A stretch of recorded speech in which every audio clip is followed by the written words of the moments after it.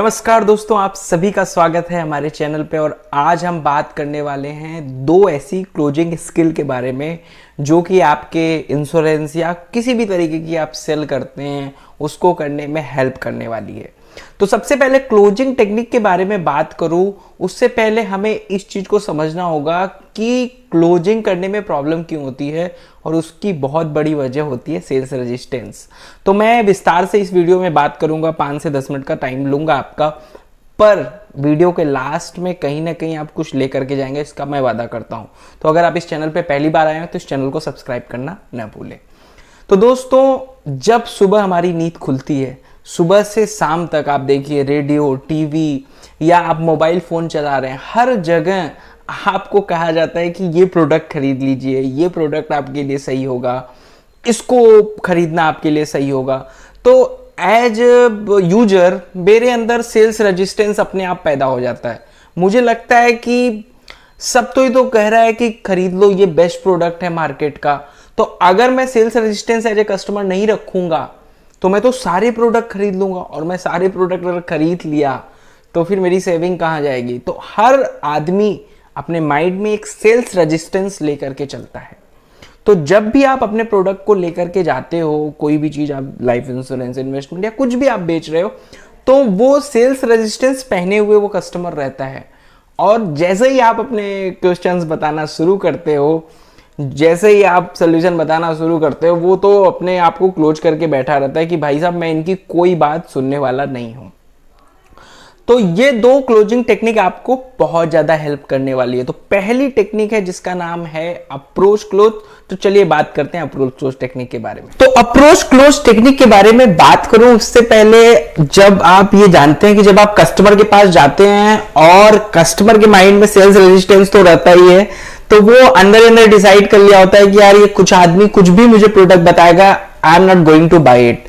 तो ये sales resistance के साथ उसका जो माइंड है ओपन माइंड नहीं हो पाता। मतलब जो मेरी कन्वर्सेशन वो सुनेगा उस पर वो अमल करेगा कि नहीं, इसकी कोई गारंटी नहीं होती। तो हम क्या करते हैं इसमें कि जैसे ही हम कस्टमर से मिलने जाएंगे इस अप्रोच क्लोजिंग टेक्निक में, आपको जाते ही करना है कि sir thank you so much कि आपने अपना टाइम दिया, और मैं डेफिनेटली ये सेल्स में काम करता हूं, ये पर्टिकुलर चीज मैं सेल करता हूं, पर आज की मेरी मीटिंग का ये उद्देश्य नहीं है कि अभी मैं आपको सेल कर दूं।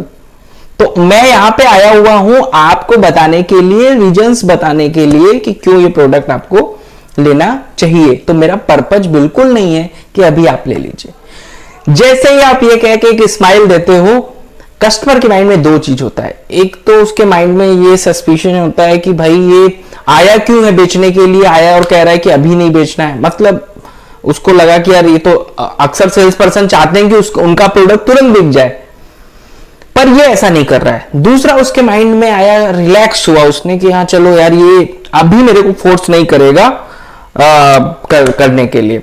फिर उसके बाद जैसे ही आपने 20 सेकंड 30 सेकंड का टाइम दिया, उसके बाद उसको मेन चीज आपको बतानी है, और वो मेन चीज ये है कि सर तो मेरा मोटिव क्या है आज का, मैं वो आपको बता देता हूं।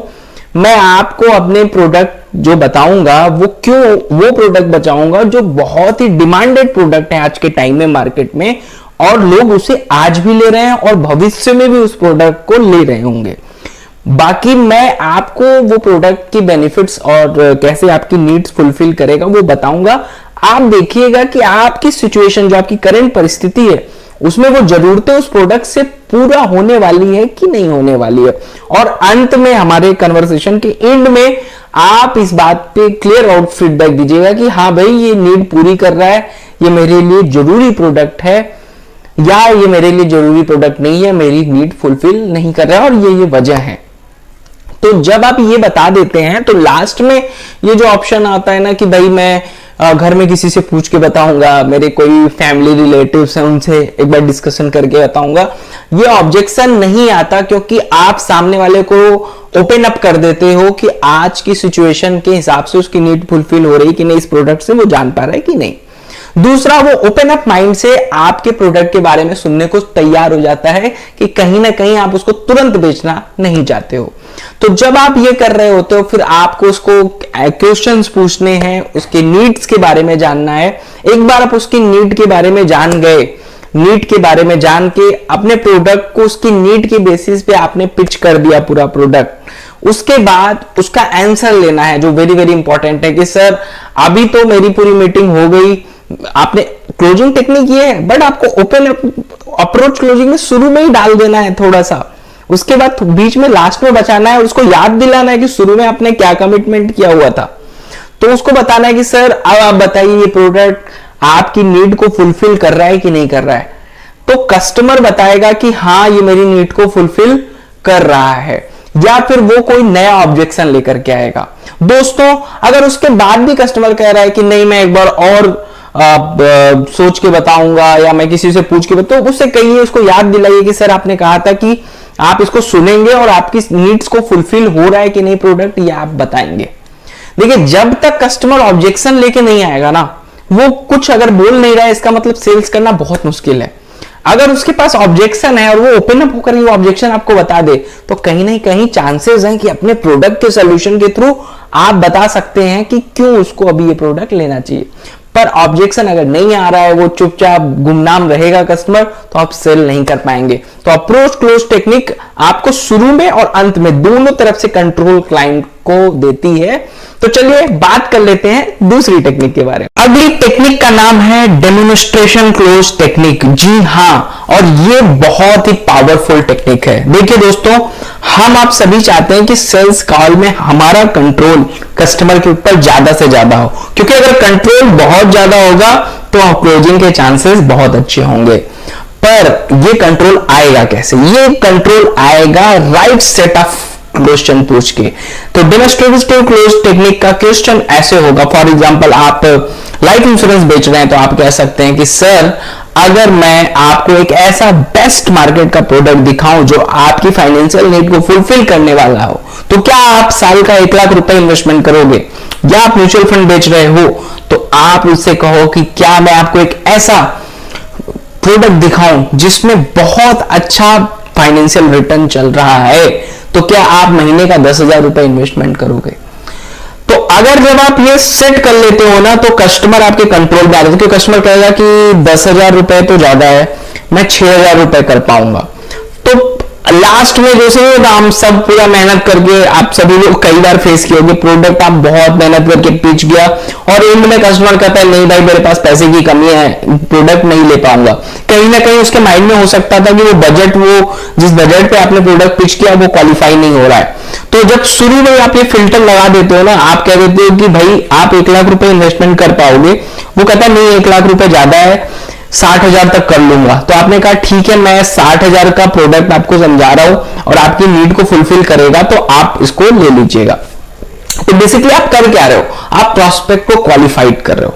क्वालिफाइड क्या होता है? प्रोस्पेक्ट को करना, इसको समझते हैं। क्वालिफाइड होता है कि आप जो प्रोडक्ट बेच रहे हो वो अलग अलग रेंज के कस्टमर को प्रोडक्ट की जरूरत होती है। तो आप जब किसी से डिस्कशन शुरू करते हो तो फाइनेंशियल क्वेश्चंस आप अगर पूछते हो तो हर कोई थोड़ा कॉन्शियस हो जाता है और वो डिटेल को शेयर करना पसंद नहीं करता।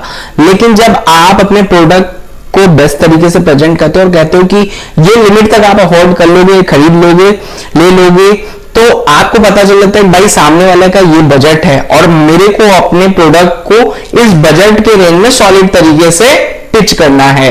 तो जब आप उसके बजट के रेंज को जान लेते हो तो आसानी से आप प्रोडक्ट को पिच कर पाते हो। देखिए हमारा प्रोडक्ट तो साड़ी कपड़ों की तरह नहीं है ना कि हमने एक जींस दिखाई उसको 2,000 रुपए की, उसको महंगी लग रही है, फिर मैंने 1,000 की दिखाई और 500 की दिखाई। हमें तो 15 से 20 मिनट लग जाता है एक प्रोडक्ट एक्सप्लेन करने में, एम आई राइट और नॉट? तो 15 से 20 मिनट बाद फिर आप दूसरा प्रोडक्ट के लिए पता नहीं वो कब अपॉइंटमेंट देगा, कब आप फेस टू फेस मिलेंगे और प्रोडक्ट को समझाएंगे। तो आप कहीं ना कहीं हम एक अपॉर्चुनिटी मिस कर लेते हैं। तो जैसे आप फाइनेंशियल ब्रैकेट फिक्स करते हैं तो आपको पता रहता है कि यार इसको कौन से कितने का प्रीमियम, कितने का जो भी प्रोडक्ट आप सेल कर रहे हो, वैक्यूम क्लीनर सेल कर रहे हो, कुछ भी रियल एस्टेट का अगर आप प्रोजेक्ट सेल कर रहे हो, तो आपको पता होना चाहिए कि इसका अर्निंग कैपेसिटी क्या है, इसका पेइंग कैपेसिटी क्या है। और अगर तुरंत शुरू में पता चल जाए तो उसी तरह की प्रॉपर्टी को आप पिच करोगे कि हाँ उसी एरिया में बताओगे जहां पे उसके बजट रेंज की प्रॉपर्टी होगी। और कहीं ना कहीं ये पावर क्लोजिंग टेक्निक इसलिए भी कही जाती है क्योंकि कंट्रोल इसमें सेल्स पर्सन के हाथ में पूरी तरीके से आ जाता है। तो दोस्तों ज्यादा बड़ी वीडियो हो गई, बहुत बहुत धन्यवाद इस वीडियो को देखने के लिए। प्लीज अपने दोस्तों से ये वीडियो शेयर करें, और आप किस टॉपिक पे वीडियो चाहते हैं, सेल्स क्लोजिंग या किसी भी टॉपिक पे, आप जरूर कमेंट बॉक्स में बताएं। 1000 से ज्यादा सब्सक्राइबर हो गए हैं। कोल्ड कॉलिंग पे बनी वीडियो को 30,000 से ज्यादा लोगों ने देखा। बहुत बहुत शुक्रिया आप सभी को। Thank you so much.